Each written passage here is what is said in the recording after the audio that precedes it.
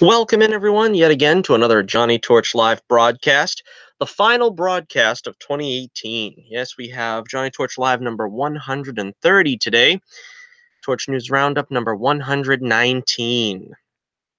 So welcome in, everybody, and a happy new year, one and all. Let me be the last to wish you a very Merry Christmas and a very happy and prosperous, healthy new year 2019 coming up in just a few days.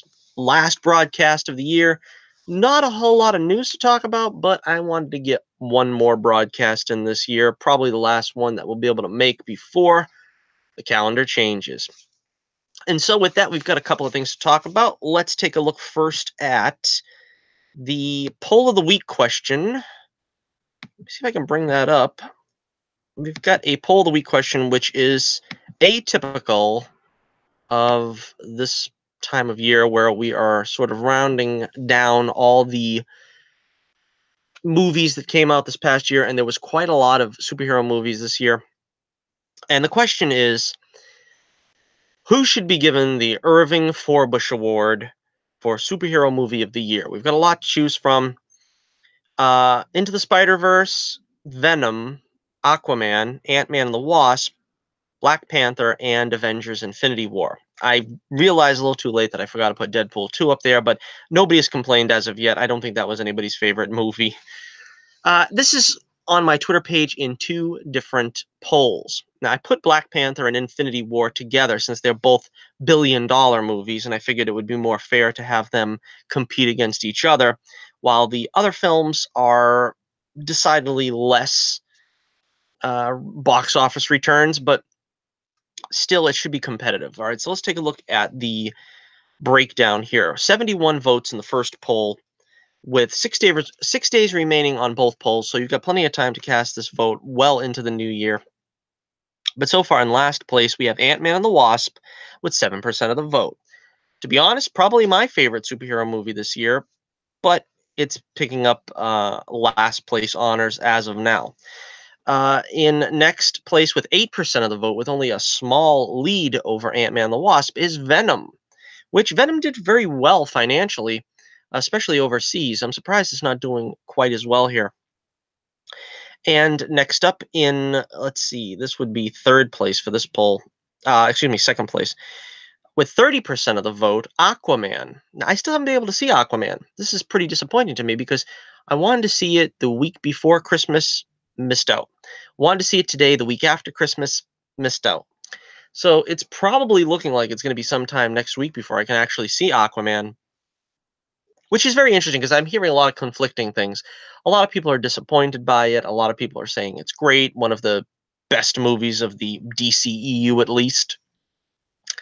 And from what I've seen in the trailers and stuff, I'm very intrigued with it and kind of surprised it's not doing so well on this poll. By a whopping 55% of the vote, in first place in the first poll is Into the Spider-Verse, which I think the problem is, now you could probably say this about Aquaman too, but I think Spider-Man has more rabid fans than Aquaman. But if I was to do this poll 6 months from now and the bloom is off the rose, I think Into the Spider-Verse probably wouldn't have such a strong showing. It's the same thing as Black Panther. If I did this poll in, I don't know, March, let's say, and Black Panther was taking the world by storm, it would have probably won this whole poll handily. But as of now, with 17% of the vote, it is trailing very far behind Infinity War, who has first place with 83% of the vote. And again, it's not to take anything away from Black Panther or Into the Spider-Verse, but usually you have to wait and see, when the cool light of reason sets in after a couple of months and a film has been out for a long time, whether, you feel quite the same way about it or else you're caught up in the moment.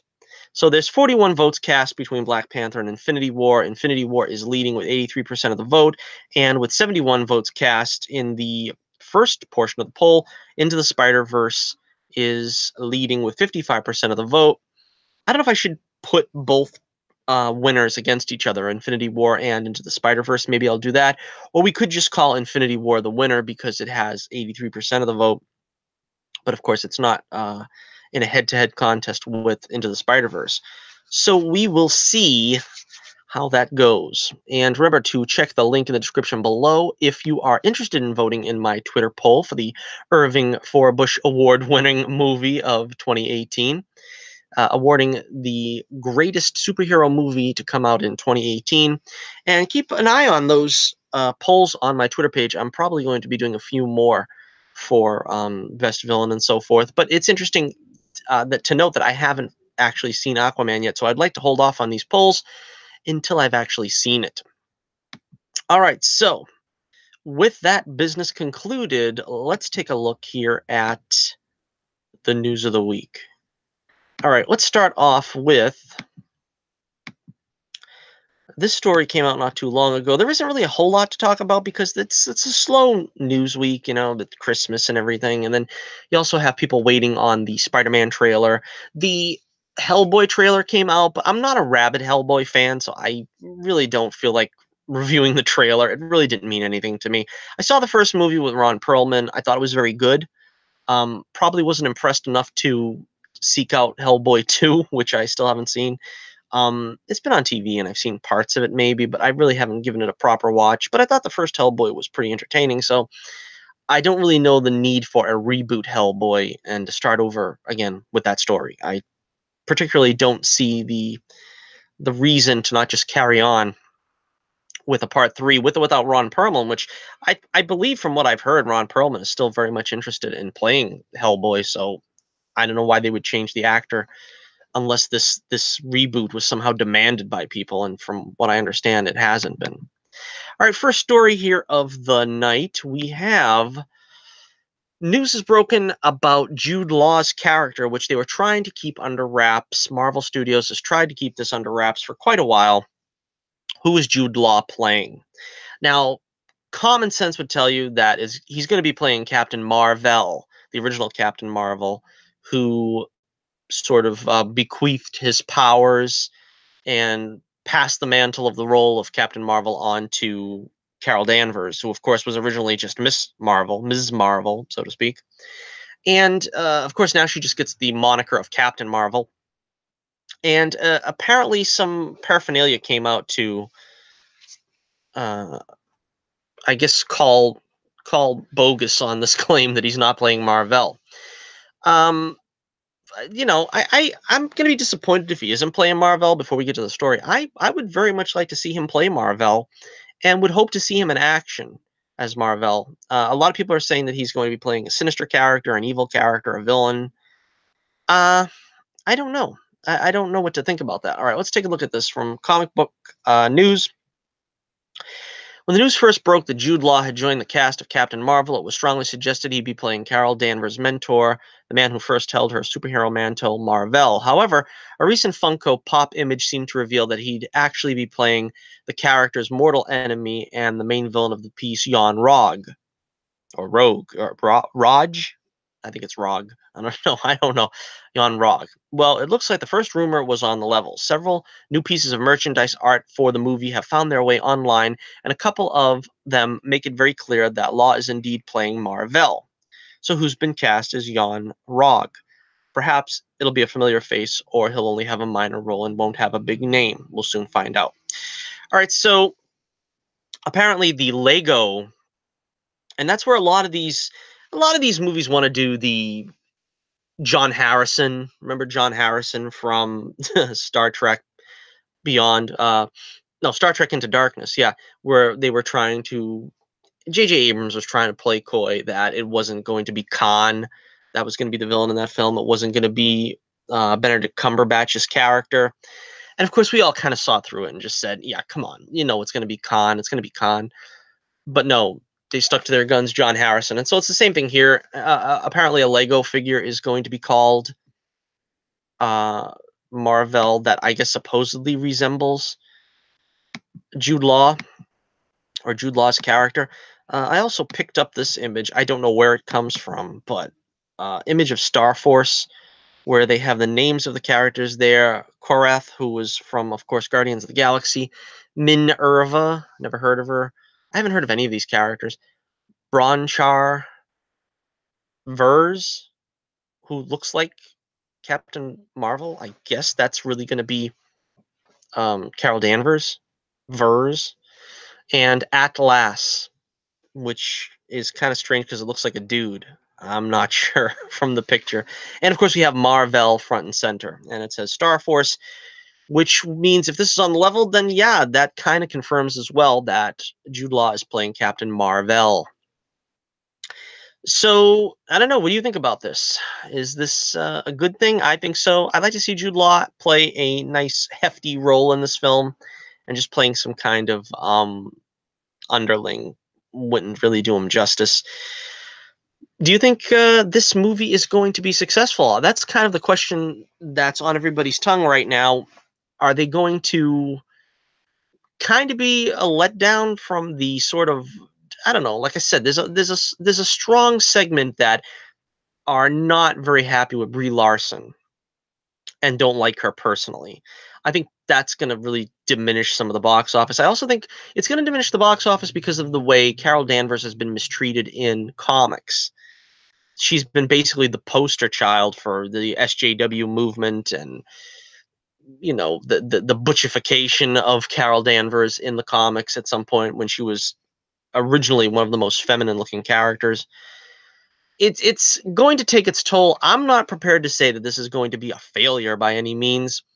Um, it's probably not going to do like Black Panther numbers. It's probably going to be more in line with what Doctor Strange made, I think, which was considered a modest, sort of a modest success, not really too ostentatious of a returns.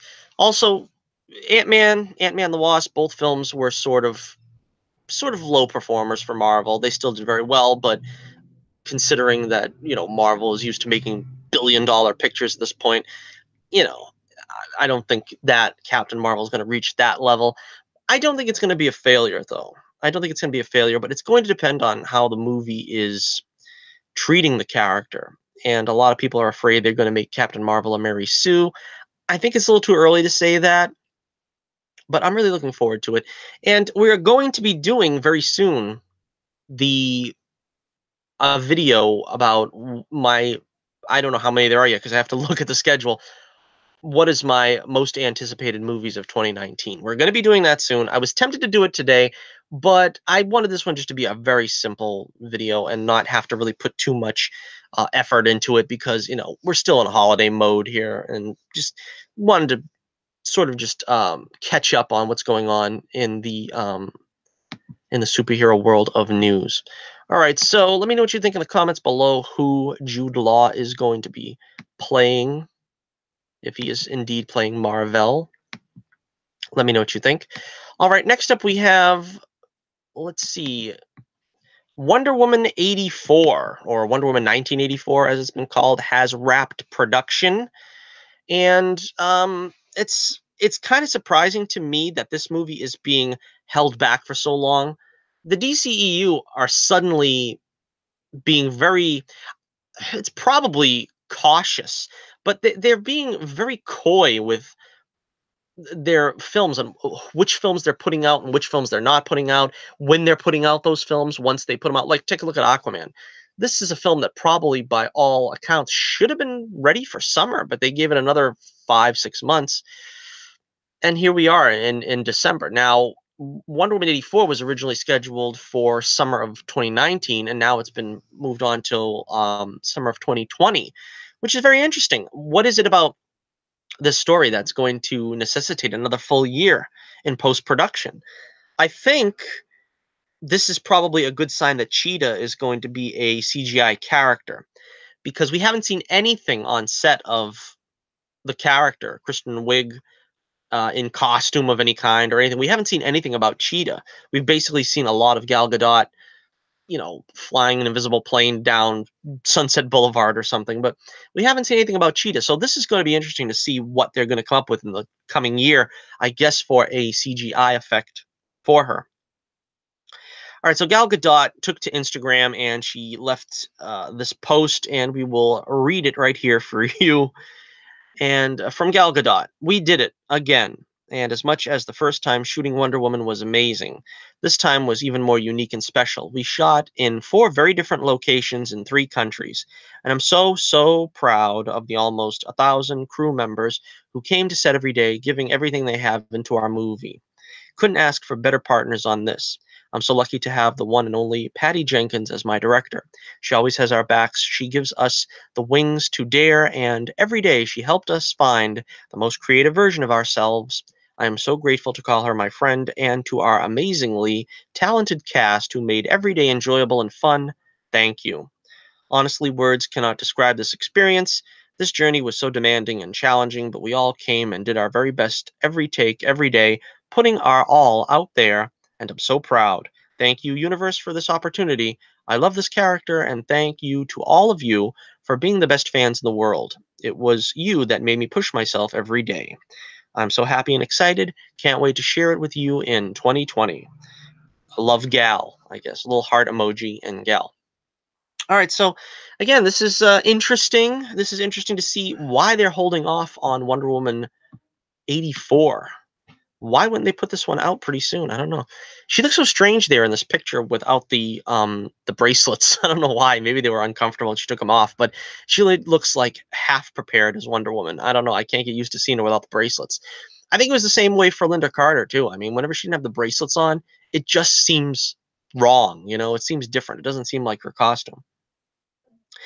But, yeah, I'm trying to see if I can gain some kind of understanding from this picture. I guess, judging by the set, this is still the 1984 set. I don't know, that gal in the back in the green dress there, she looks like she belongs in the 1960s or something, though. I don't know. I don't know how far this is going to span time, but anyhow, very interesting. Let me know what you think in the comments below. Why is the film being held off till 2020? Do you think they should? Is it because of CGI demands, or is it purely a scientific move to see when to get the best returns for the movie? If you put it out maybe a year from now, it'll be less crowded because we have, of course, Avengers Endgame in the cards. Maybe instead of putting Wonder Woman out for Christmas next year, it's better to save her for a summer release. I think that probably Aquaman would have done better in a summer release, but he's still doing very well from what I understand. All right, so let us move on now to our next story. We've got a story from the Star Wars universe.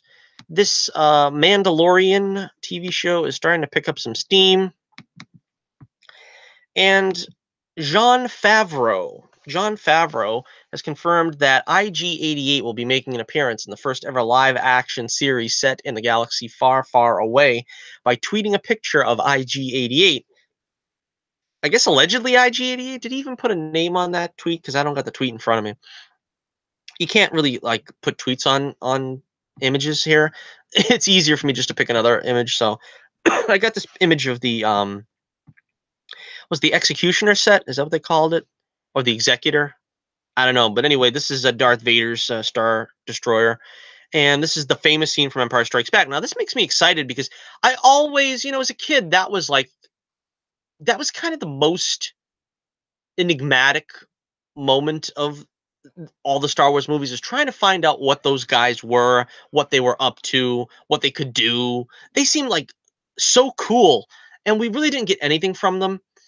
Definitely we didn't get anything from them in Empire. I think in Return of the Jedi there was a few background scenes where you saw Bosk and you saw Dengar.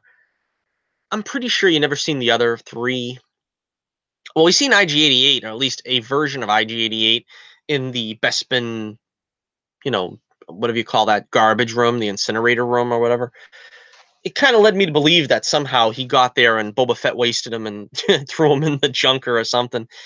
So I kind of always felt bad that I think he was never, given a shot. But apparently, Jon Favreau thinks differently. He's going to give him a shot here in this TV series.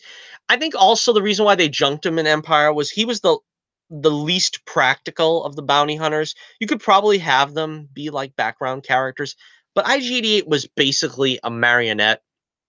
All they did was turn his head, I think. I don't remember really seeing them even move his arms or something. And he definitely wasn't, for 1980s technology, fit for walking and chasing and doing combat and blasting people with his blaster rifle. I mean, it wasn't practical. So yeah, let's see. According to the story, it says here, we're not sure whether any other characters from Empire Strikes Back will be joining the assassin droid in the Mandalorian, but it would gel with a recent rumor from Making Star Wars if Bosk at least were to appear. So I didn't hear this. I guess there's a rumor that Bosk is going to be there now. Bosk is sort of, I think, maybe the second most popular bounty hunter from Empire. I mean, obviously Boba Fett is the first, but who's the second? Is it Dengar or Bosk? I think it's Bosk. Although Dengar comes close. I'm talking about in like other media. I mean, I've seen other stories talking about Bosk and Dengar. I never really see stories about Zuckuss, and Forlom or IG-88. But IG-88 was definitely cool looking. So I think if they were going to do, something with one of the bounty hunters, that would be probably a pretty cool thing to do, is use IG-88.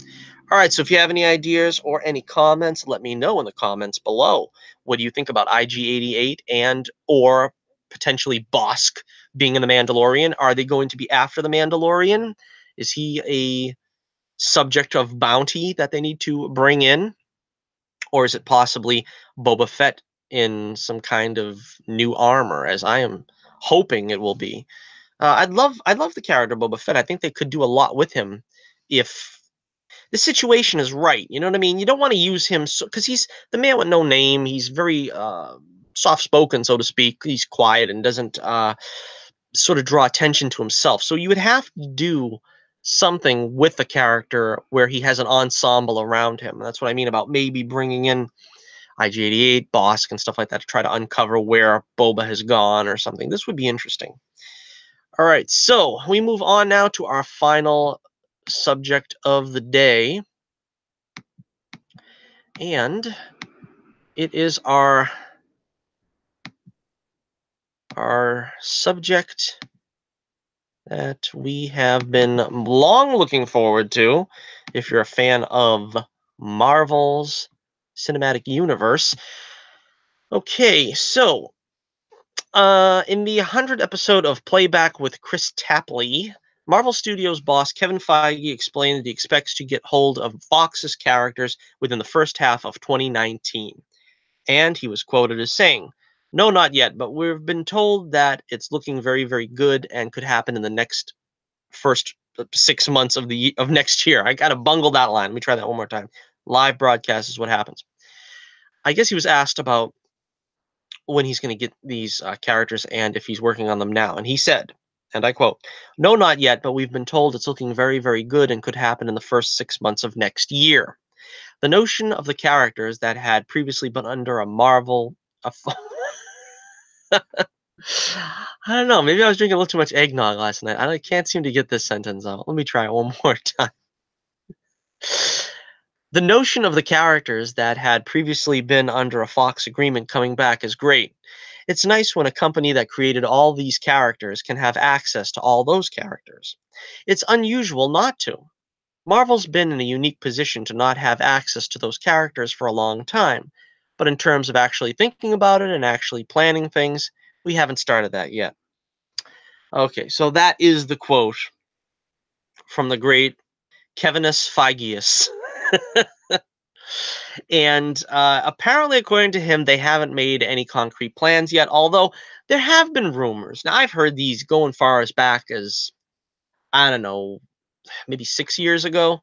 I think going back that far, there were rumors that they had, like, in their safe, in the MCU safe and Kevin Feige safe and in Marvel Studios headquarters, they actually did have scripts and plans written for if they could ever get, back then, also Sony Spider-Man or the Fox characters, they would have things ready to sort of integrate them. Of course, now things are changing a little bit because there's sort of a changing of the guard. We're not going to have the same Avengers quite that we've had the past 10 years. So those plans may have gone by the wayside for that reason. But I find it hard to believe that they haven't, at this point in their wildest dreams, having pipe dreams of what they would do, that they haven't got an idea how to introduce Fantastic Four into the MCU or X-Men. I think there's probably some tentative ideas, but at least according to Feige, they apparently haven't put anything into motion yet. There's no concrete wheels moving forward to get things rolling on a prospective Fantastic Four X-Men film in the MCU. Although I think from what he's saying, they're going to plan on doing some stuff in the middle of the year, probably for next year.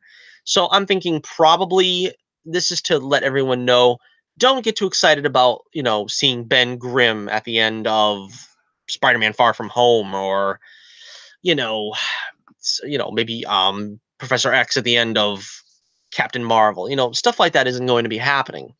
I think the closest we could probably see something like that is, like I said, probably maybe halfway through 2020.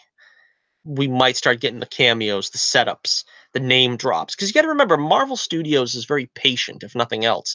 And I think DCEU is trying that now. They're trying that technique. They're like, we don't need to have Superman and Batman in movies every year.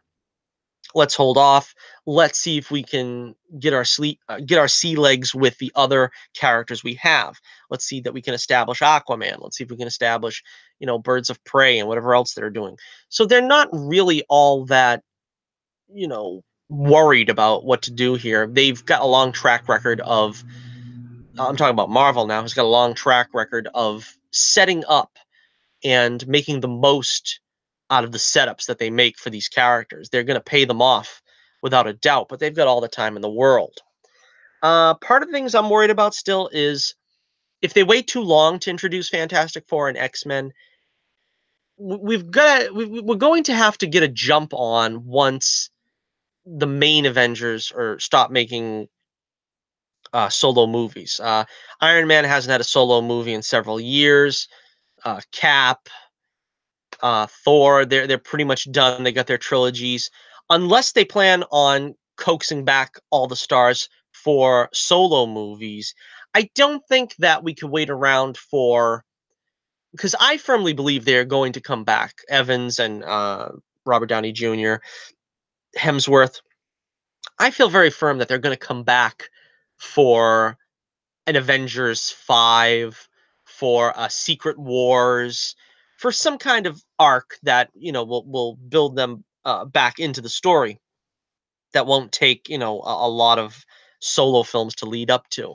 But I don't know about just resting on your laurels, so to speak, resting on the fact that you have Black Panther and Captain Marvel and uh, Doctor Strange. Like I said many times before, I don't think that's enough to really sustain your universe. You have some heavy hitters now at your disposal that you're not going to have to wildly renegotiate, and you should be able to just easily sweep them in. X-Men probably a little bit tougher, I think, because you've got a multitude of characters there that you're going to have to find a way to integrate.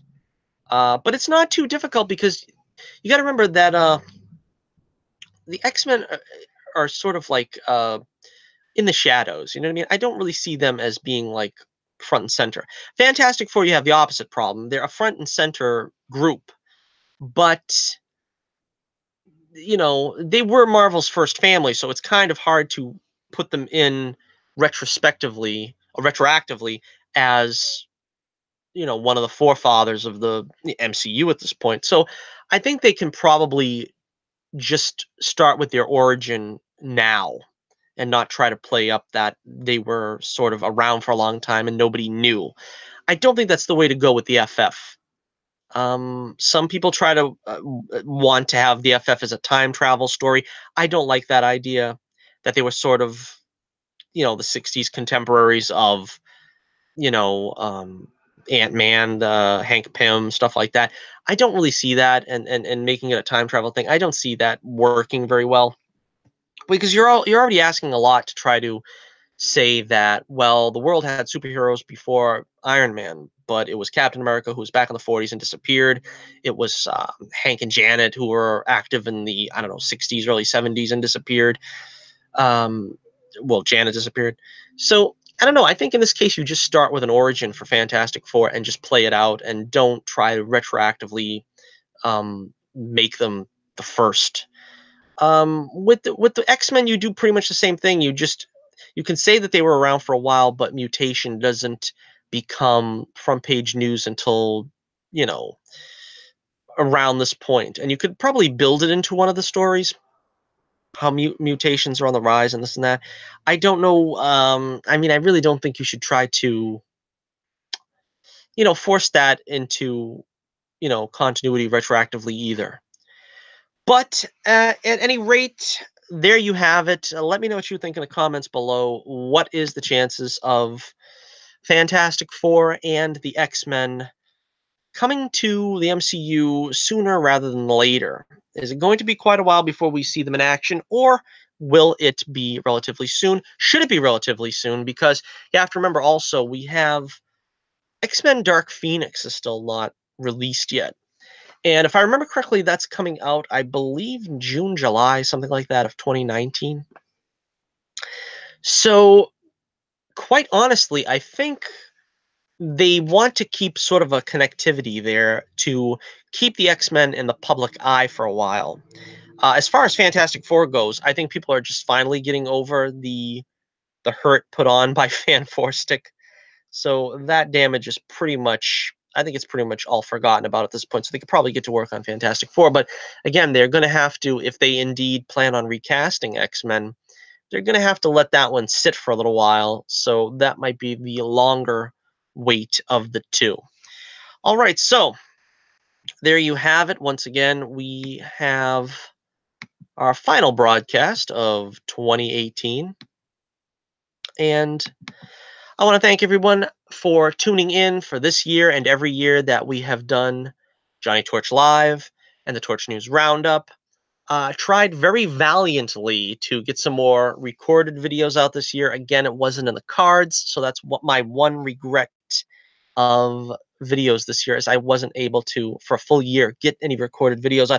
Not for lack of trying. I've tried very diligently, but again, I can't find the software that is compatible with me. Gonna try again. Gonna try again in 2019 to go back to the short form reviews and soapboxes that I love so much and really get as many of them out as I can. But it's going to take a little while to find the proper software, once again, that'll work for me, that is inexpensive.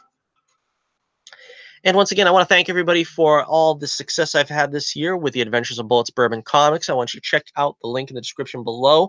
If you haven't already, it'll take you to my website, the Adventures of Bullets Bourbon Comics. We got a new issue out this year. Very exciting. This past month, as a matter of fact, Bullets Bourbon issue 5.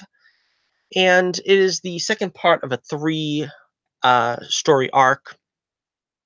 arc, and it deals with the very exciting team up of Carrot Top and Pencil Neck, Bullets Bourbon's main arch rivals, joining forces, and the fate of the very nation is at stake with a Eraserhead missile using Pencil Neck's DNA and Carrot Top's cruel genius to thwart the free world. Okay, so once again, thank you for joining me. And again, wished you a very Merry Christmas and a very happy, healthy, and prosperous New Year 2019. I'll see you again next year. And may the love of Christ be with you in your heart for the coming year.